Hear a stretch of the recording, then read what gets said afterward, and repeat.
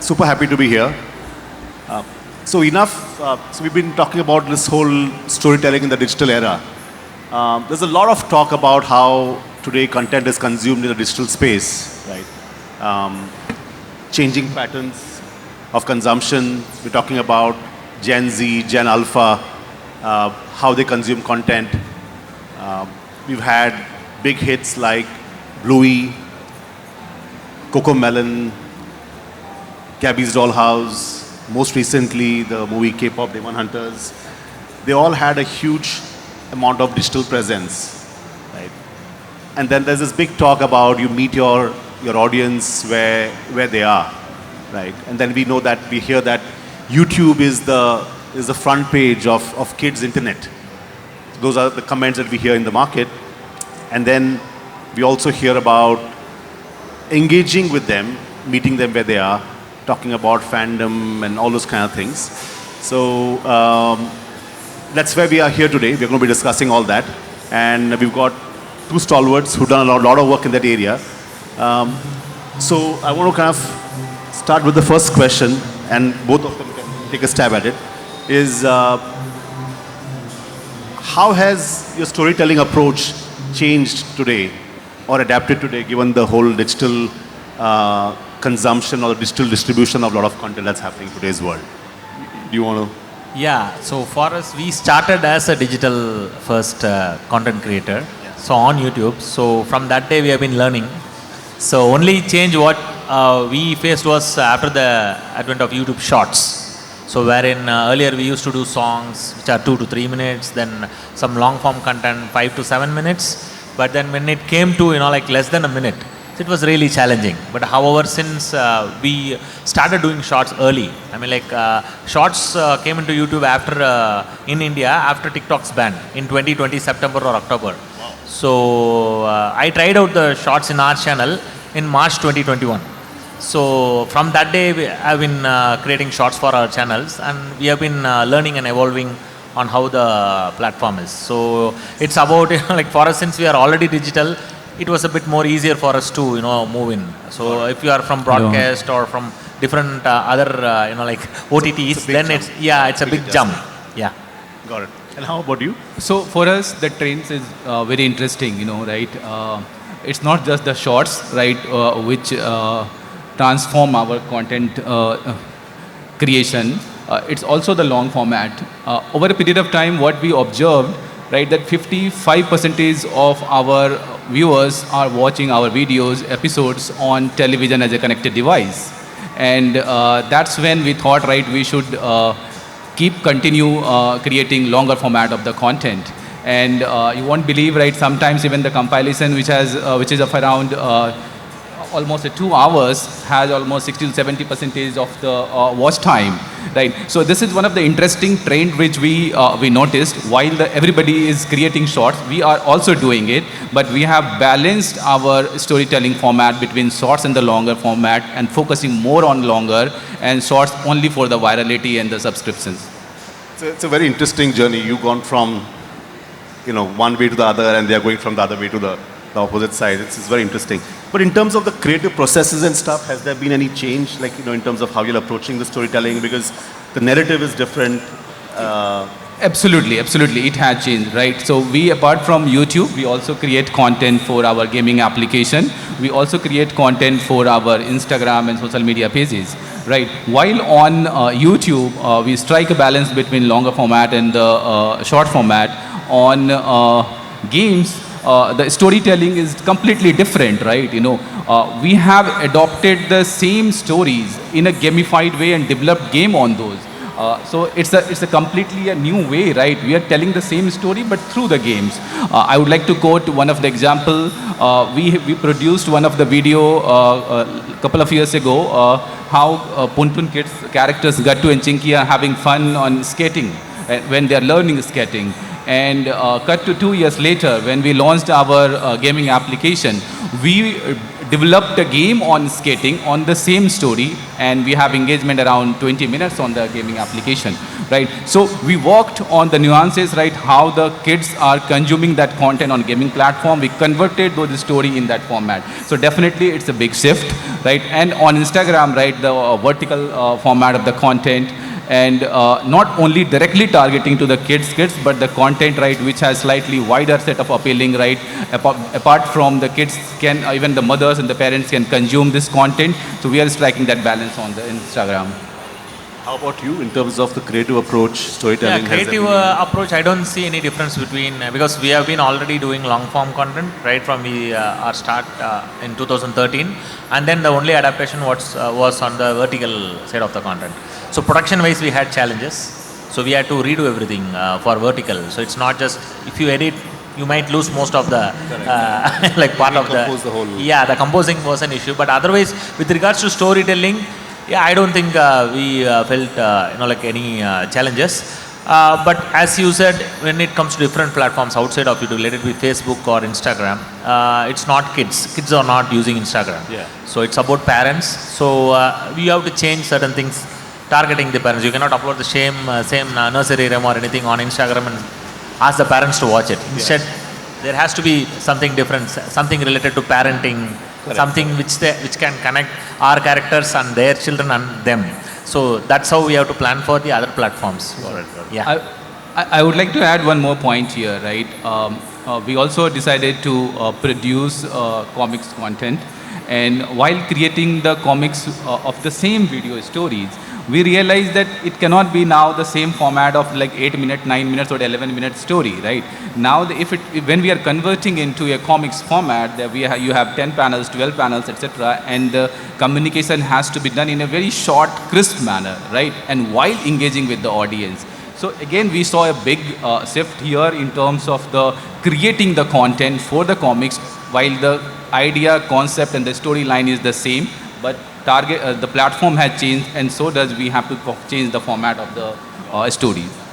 So to get an understanding, right, sense of understanding of how you all are focusing and what kind of emphasis you're giving in different formats, would you be able to kind of share with our audience in terms of what are the different formats you all are therein or you all are using, and then typically in terms of your own energy, mind space, mind share, how are you all kind of planning which area to focus on, shorts versus long form versus, is there some type of thought process behind it? Yeah, it should be a combination of everything.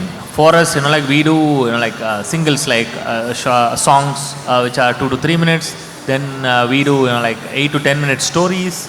Then we do less than a minute shorts. And at times we have even done episodes. We recently released a new series on YouTube named Magical Carpet. So that each episode of that series is around 15 to 16 minutes in length. So we try different formats. So it depends on, because when it comes to YouTube, it's you're getting all the analytics. You know which is doing well, which is not doing well, which is resonating with the audience. So we try different kind of lengths and formats, and based on the like feedback from the audience, we make changes and proceed accordingly. Yeah. Got it. How about you? We experimented with web series on our YouTube channel as well, but then we realized that kids wants the story to be told and completed, finished in that same episode itself, right? They do not tend to go to the next episode. When they go to the next video, they expect a new content, a new story again. Right, so we found it, right, that their content consumption habit is slightly different than the adults, right? While we tend to move on to the second episode, kids just scroll on what's the next video coming, and without realizing that we need to move to the second story. So that prompted us to slightly deviate from series episodic content and focus on standalone content format. Got it. And you mentioned about insights and the feedback loop that you get from stuff like that. But just stepping one step before we go there. Now, for the various content that you're creating, obviously you're creating different formats, and obviously you have to react quickly to what you're seeing. So in terms of tools, structures, team structures and stuff like that, both human structures as well as infra. How have you kind of organized yourself around it? So with YouTube, it has been always easy because of their, like world-class analytics. Like they are the best in that. So they give you all the details on, including watch time, like which part of your video is doing well. Yeah. So everything, like their the engagement per video, everything. So this will give you a very good, feedback because earlier before 2020, comments were enabled on kids content. But after that, it was disabled. So till that was a very good feedback for us, wherein we have created content, a lot of content based on the feedback from the parents. So they used to ask, can you do this, can you do that? And we go ahead and we went ahead and did that. But after 2020, when the comments got disabled, we never had any feedback. However, we get feedback on our social channels like Facebook or Instagram. But with YouTube analytics, it's very easy. The only thing is we need to sit every day or every other day to review what you uploaded and how things are performing, and then you have to take it on from there. Yeah. But in terms of the production kind of setup, do you have any special way in which you organize to be able to kind of react to some of the Yeah, so we have two types of teams actually. What we do is generally we plan for the whole year. Got it. For our channel. Then as a special unit, we have something to do quick. Got it. So we have that separate team wherein if we get some immediate feedback, say if something suddenly goes viral, so we want to make a couple of more episodes, then that team will jump in and help. Got it. So because we should not leave out on that trend. Correct. Because if you see on YouTube, it's about creating trends rather than following trends. Following trends is good, but once you start creating trends there, then there is your uniqueness. Correct. So I would say you differentiate between evergreen content and maybe virality content. So you have a separate team to be able to manage that. Yes, we do that, yeah. Got it. And how about you? How are you organizing yourself in terms of resources and just tools and technology? We keep on having our programming meet every week, right? So the entire year's calendar has been designed in 3 different ways. The first is the scheduled content, right, which we know that it has to be go live. Then the second format is the tentpole content, right, when we know that Raksha Bandhan is coming up, right, or some even election is coming up, then how to communicate something like this. So the second is the third, second is the tentpole, and the third is primarily based on the feedback and what's the trend going on in certain moments, right? So we keep on doing events in various parts of the country, right? And when we meet the parents, we get a lot of feedback from them. We also get a lot of emails from different schools, teachers, right, principals, etc., right, that what they're expecting from us. And then in this meeting, right, we design the third format of the content as well, right? And we bring in those elements, right, which is going viral and where we need to pay attention immediately and create content. So there's one team who keeps working continuously on the scheduled content. The second team, right, they know, right, if they have to create content in turnaround time, and then they do this. All right. Amazing. Hi Munjal. Good to have you. So we'll allow Munjal to have a breath, catch a breath. So I had one more question for you. So in terms of your target, I understand that you've been also trying to target tier 2, tier 3 towns, in terms of the geographic reach. And so we just want to understand how are you able to kind of, adapt to the different cultural nuances of people, right? While they are still, digitally savvy people. So when we decided to target tier 2 and tier 3 segment of the audience as well, right, we thought of creating multiple channels, right? While PunToon Kids Hindi and the regional channels is primarily focused towards tier 1 and the urban audience of the urban audience. We also have PunToon Kids Fun Learn Hindi, and we have another brand called Jabardast Hindi Kahaniya. The Jabardast Hindi Kahaniya, as the name says itself, right, is primarily focused towards tier 3 and tier 4 cities. So the positioning has been done right from creating the channel to the title description, the way we have designed it.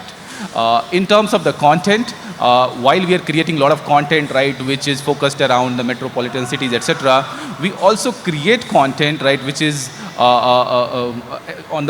create content around the festivals which is being celebrated in the certain part of the country, right? We created content around Onam as a festival. We created content around Pongal as a festival, right? And those videos worked in those regions, right? And that helped us to connect with them more efficiently. Amazing. That's great to know. And one point I want to kind of touch upon, you've been around for such a long time. You've been kind of the pioneers of, the digital space as far as India is concerned, and pretty much you're up there with all the big players globally in terms of your reach and just kind of viewership.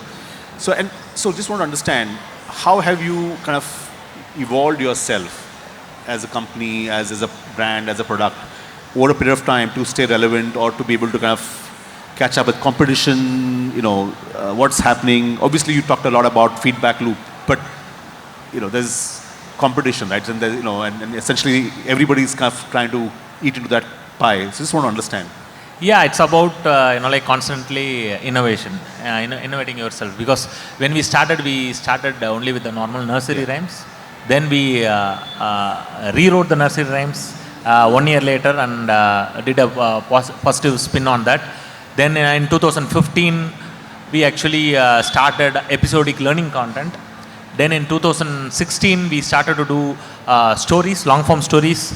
Then in 2018, we moved from 2D to 3D and changed our narrative, family-based content. And yeah, we have been doing that. And now we are doing a lot of comedy shows.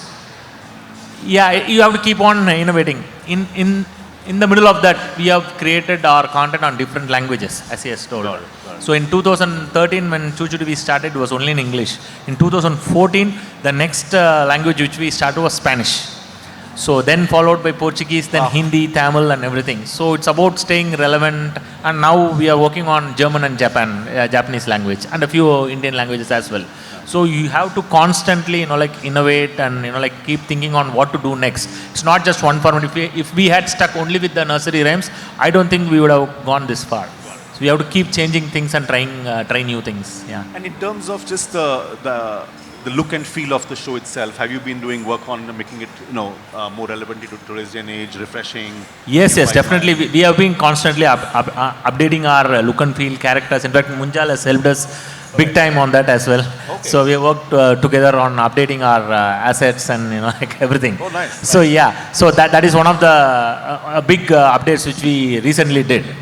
2 years back. Oh, nice. So we constantly do that. Now we are doing another upgrade. We keep doing that because our characters don't look the same like it looked in 2013. So we get a lot of feedback from the parents, from the industry, and keep changing stuff. Amazing. Yeah. That's certainly a great segue. I think Munjal would love to hear what have you do. I think it was wonderful. In fact, what happened is when ChuChu TV team and Jiggy reached out saying that, look, we want you to work on the ChuChu TV brand. And I said, look, it's already an established brand.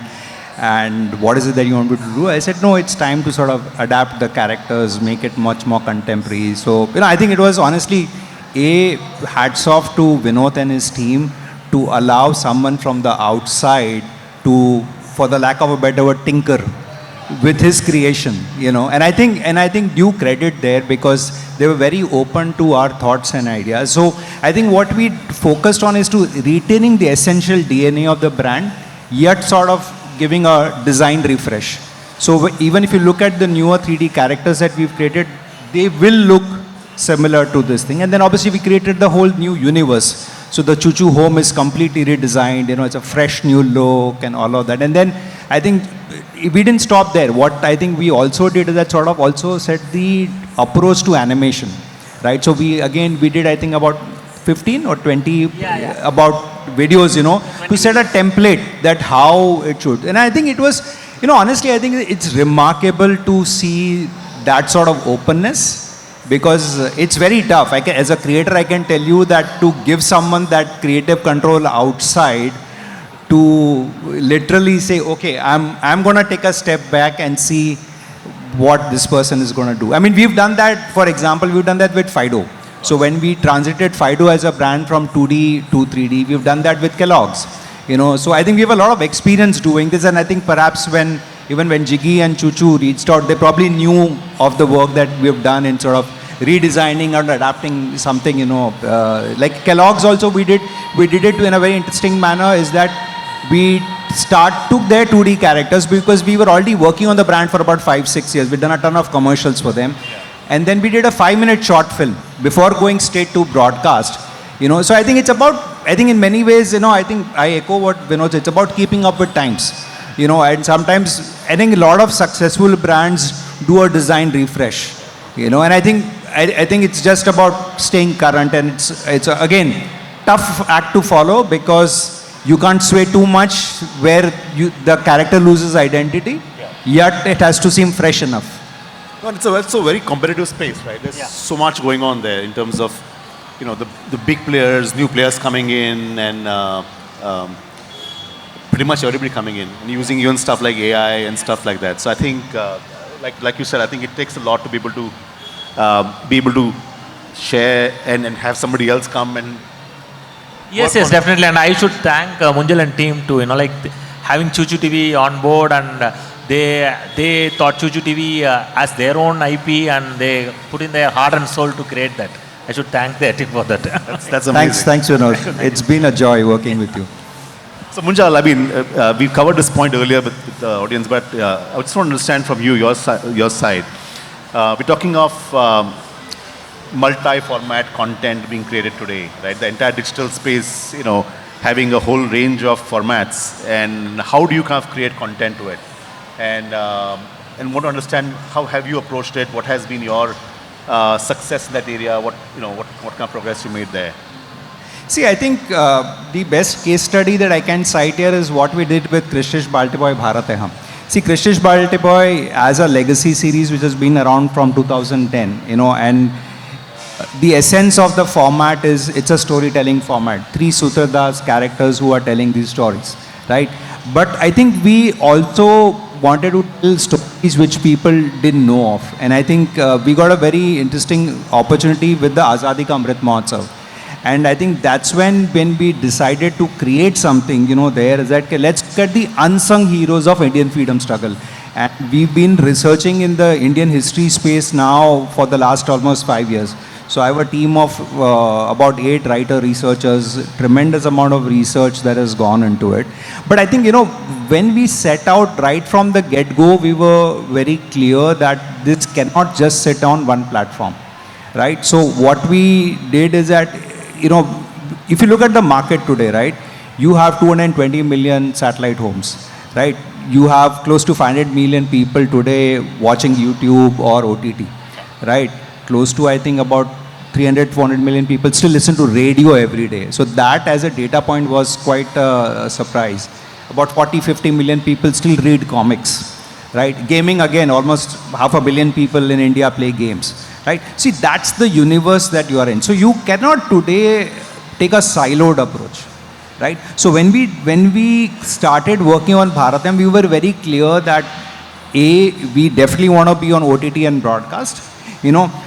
Honestly, the telling doesn't change much there because at the end of the day, it is still being consumed in a certain fashion. But we were very clear that we definitely wanted to go on to podcast. We definitely wanted to go into comics and obviously games.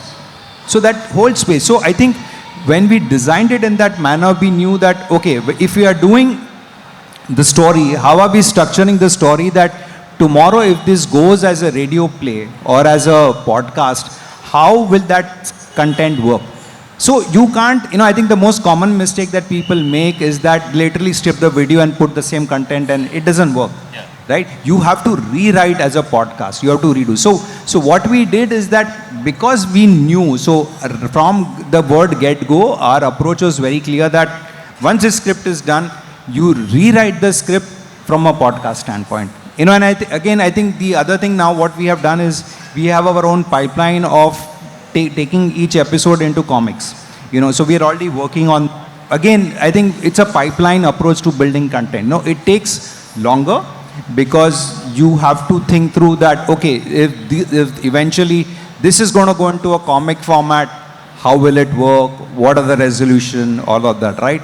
And I think also the other challenge that we had is that we've done the show in 19 languages. It's India's largest multilingual show, right? So again, I think how do you ensure that when you translate, because we've not used AI, right? Because we knew that AI will give you maybe 80-90%, but when you're telling history, 90% is not good enough, right? And also sometimes what we found at least is that the translations don't quite convey the right emotion. I think most of the time the idioms don't translate well, So I think some of those things also were learning. But I think it is about knowing that if you want to have your brand across multiple platforms, multiple formats, you have to start thinking from day one. Takes a little longer, but I think that sort of thought pays off in the long run. That's nicely covered that point. So one more point I just want to cover with you, Vinoth. Like we talk about digital space. A big part of it obviously is from consumption to engagement. And so are you doing anything around that side? Like we're talking about avenues like Roblox or gaming. You touched about gaming, and even kids who've grown up watching ChuChu, now they are growing older. So can you talk a little bit about how you're able to kind of tap into that space? Yes, two things we are trying to do. Yes, we are going into gaming. I can share more information a bit later.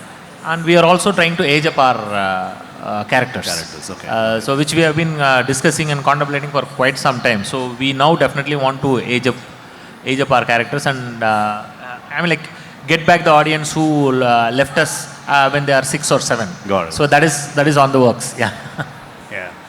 I just want to have one more round of questions for all of you all actually.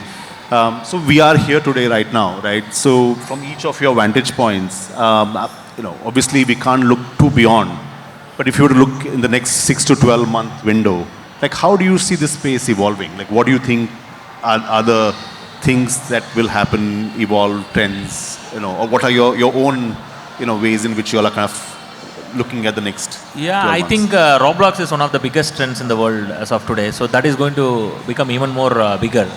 And the company itself is doing pretty well on that front.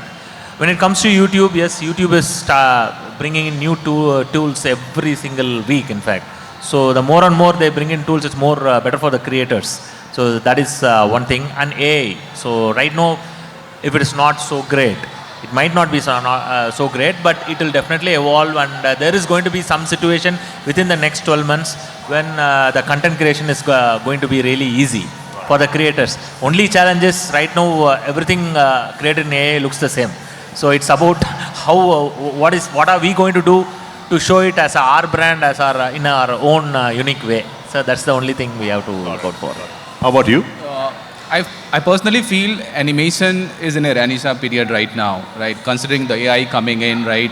The way the animation has been produced over a period of time is changing drastically, right? So next 12 months will be very, very critical for all the animation companies, right? To adopt those new technologies so that they stay relevant. And as far as the content consumption pattern is concerned, right? Kids will be hooked to something real, relatable content always. I think we are in a very interesting and equally challenging time. I think it's about, as creators, I think, and as producers, we really have to put our thinking caps on as to how do we deal with this. There are multiple challenges, but I think while we will see in the short term a huge glut of content, and a lot of it is coming from whatever is already out there.